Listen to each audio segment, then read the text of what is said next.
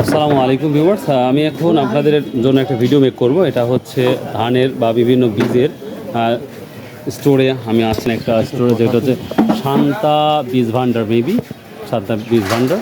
তো এখানে সার বীজ সব ধরনের বিষয়গুলো পাওয়া যায়, কারণ আজমির বাজারের জন্য সব থেকে ফেমাস একটি স্টোর।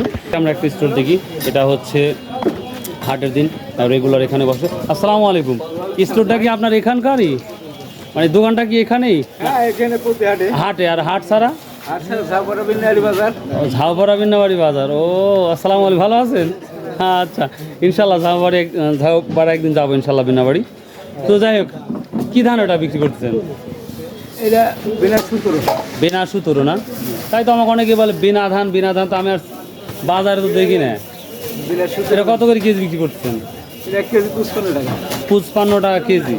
আচ্ছা, হাইব্রিড কি ধান? আচ্ছা, 3 মাসের মধ্যে হয় এরকম ধান আছে? 7,000, মানে 3 মাসের মধ্যে হবে কিন্তু।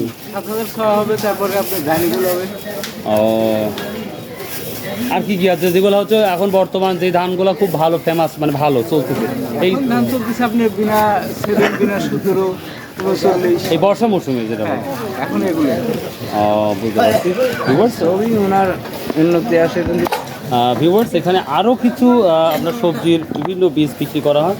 আচ্ছা, একটা বীজ যদি আমি নিয়ে গেলাম, এখন জিনিসটা ভালো হলো না, তখন ক্ষতিপূরণ কি আমার দেওয়া লাগবে না আপনারই দেওয়া লাগবে? আমারই দেওয়া লাগবে না?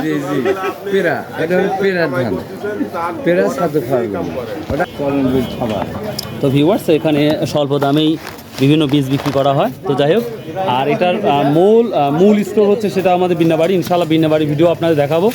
তো ইনশাল্লাহ ভালো থাকুন।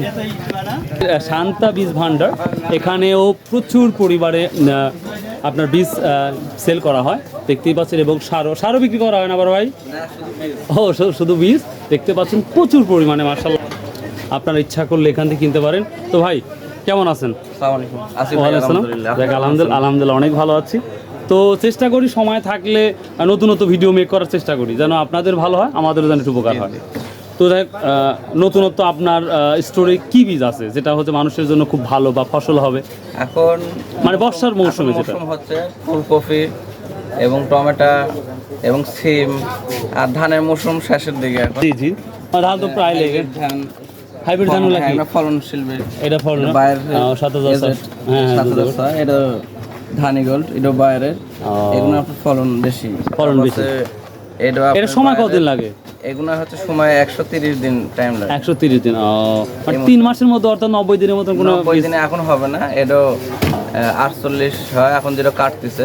জি জি, ওটা হচ্ছে আউশ মৌসুমে। ওটা 90-85 দিনের ধান। 85 দিন। আর এই টাইমে 120-30 দিনের ধান হয়। আর যখন বড় মৌসুম, ওটা তখন 150 দিনের। 150 দিন। আচ্ছা আচ্ছা ভাই, কষ্ট দিলাম, অনেক কিছু করবেন না। আচ্ছা, ওয়ালাইকুম আসসালাম।